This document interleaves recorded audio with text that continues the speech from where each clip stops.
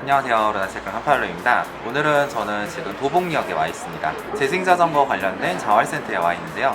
지금 우리나라는 전국적으로 1년에 15,000대, 그러니까 매년 15,000대, 약 5년 동안에 8만 대 정도의 자전거가 버려지고 있는 상황이에요. 그리고 그 자전거들이 지금 방치되어 있고, 이게 가장 문제가 그 도로 곳곳에 있는 자전거 주차장, 그리고 우리가 자전거를 묶어놓을 수 있는 그런 곳들에 그 방치된 자전거들이 그 자리를 먹고 있어서 아무렇게나 묶을 수밖에 없게 되고, 그러다 보니까 이게 도난사고라든지 안 그러면 시민의 통행에 방해가 되는 경우가 많아지는 것 같습니다. 그래서 서울시 같은 경우에는 이런 자전거들을 일정 정도 시간 동안에 방치되었다라는 이제 태그를 붙이게 되고, 그 태그가 붙어 있는데도 불구하고 자전거가 계속 방치되어 있다고 하면 이제 합법적으로, 그러니까 이제 사유재산이다 보니까 처음부터 바로 수거는 할 수 없어요. 그래서 일정 시간이 지난 이후에 그거를 자전거를 수거하게 되고, 이러한 자활센터를 통해서 일정 자전거, 그러니까 도저히 재생이 불가능한 자전거들은 폐기 처분을 하게 되고, 재생이 가능할 것 같다는 자전거는 여러 가지 단계를 거쳐서 자전거가 새로 탄생하게 됩니다. 사실 재생자전거 사업 같은 경우에는 굉장히 오래되었어요. 제가 알기로만 한 10년 정도 넘어간 걸로 알고 있고, 하지만 여러분들에게 재생자전거가 많이 알려지지 않은 이유는 아직 이게 유통 자체가 인터넷으로 막 판매되는 게 아니라 직접 자활센터에 와가지고 구매를 하는 구조였습니다. 하지만 얼마 전에 서울시가 하나 발표를 했죠. 라이트 브라더스를 통해서 유통망을 인터넷으로 확대하기 시작했다. 어떤 재생자전거가 있는지 확인을 하고 구매 버튼을 누르면 여러분이 여기 와서 자전거를 픽업하면 됩니다. 당근이나 중고나라 같은 데서도 자전거는 얼마든지 구매할 수 있잖아요. 하지만 그런 자전거들은 정비가 되어 있지 않습니다.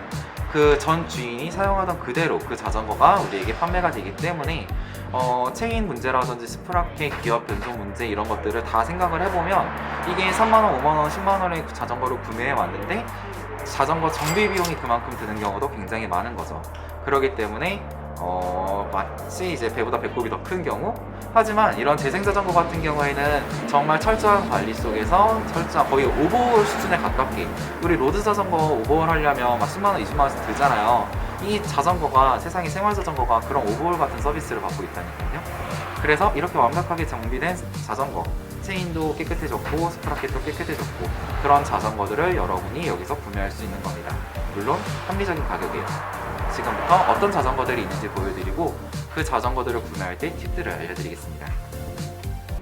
자, 우선 이 자전거의 가격이나 구체적인 스펙을 알려드리기 전에 여러분들이 중고 자전거, 그러니까 새 자전거가 아니죠, 이런 재생 자전거나 아니면 중고 자전거를 구매할 때 어느 부분을 주의해서 봐야 되는지, 그리고 어느 부분이 여러분들에게 돈이 많이 들게 만들지, 그런 것들을 알려드릴게요.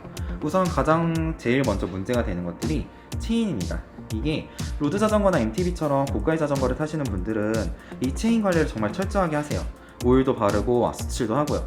하지만 하이브리드, 그러니까 생활 자전거를 타시는 분들은 정말 10년 동안 자전거를 타면서 여기 기름 한 방울 안 바르신 분들도 굉장히 많습니다.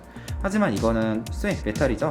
이거 비 맞고 계속 밖에 노출되다 보면 이게 노랗게 녹이 습니다. 하지만 지금 보시면 굉장히 깨끗하죠?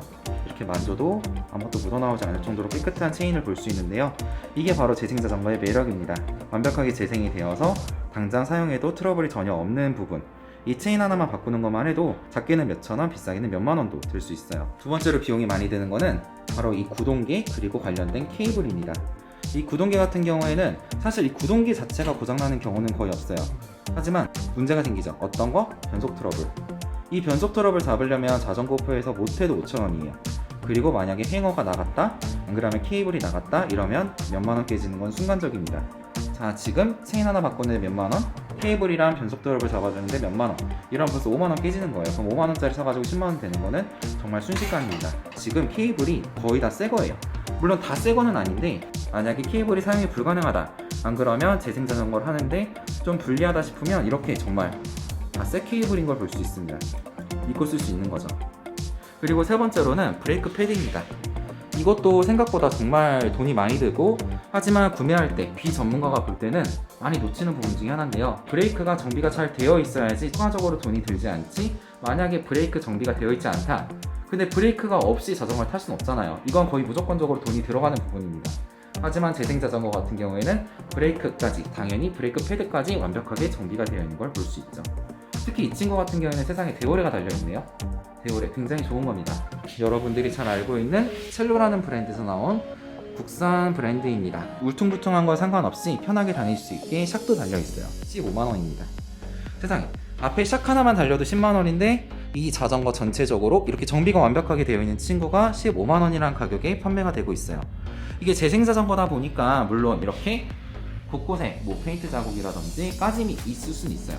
하지만 이런 자전거 타면서 도장가임 하나하나까지 완벽하게 신경 쓰면서 타야 하는 이유가 있을까요? 오히려 편하게 타려면 이런 친구, 완벽하게 정비되어 있는 친구를 가지고 가서 자전거를 즐겁게 하루라도 빨리 타는 것이 여러분들에게 도움이 될 것 같습니다. 그리고 이 친구 같은 경우에는 바퀴가 좀 크죠? 26인치 바퀴가 달려 있습니다. 중고등학생이라든지 일반 성인분들이 탈 때 굉장히 좋을 것 같습니다. 자, 여러분, 이 친구는 레스포입니다. 역시 하이브리드 자전거고요. 앞에가 굉장히 딱딱한 리기드 방식으로 되어 있습니다. 구동계가 좀 다릅니다. 구동계가 아까보다 좀 적죠? 아까보다 바퀴 사이즈가 좀 작은 걸 볼 수 있죠? 24인치 바퀴를 사용하고 있습니다. 짜잔! 8만원입니다. 정말 자녀가 그러면 안 되겠지만 나가서 도난을 당하고 와도 아이를 혼내지 않고 다음 자전거를 사줄 수 있는 그런 가격이 아닐까요? 재생 자전거가 중고 자전거랑 다른 점 하나가 안장 퀄러티라든지 타이어 퀄러티가 굉장히 다릅니다. 못 잡아도 3년, 4년 더 타겠는데? 재생 자전거가 믿고 살만하다. 이게 진짜 중고 자전거랑 너무 다른 느낌이다. 하지만 가격은 다시 한번 보여드리죠. 8만원입니다. 와, 저도 재생 자전거에 대해서 긴가민가 했는데 오늘 이 자전거가 어떻게 재탄생되고 이렇게 완벽하게 정비가 돼서 판매가 준비가 되고 있는지 오늘 처음 알게 되었습니다. 이렇게 오늘 여러분들에게 재생 자전거를 구매하는 팁과 어떤 재생 자전거들이 있는지 간단하게 보여드렸는데요.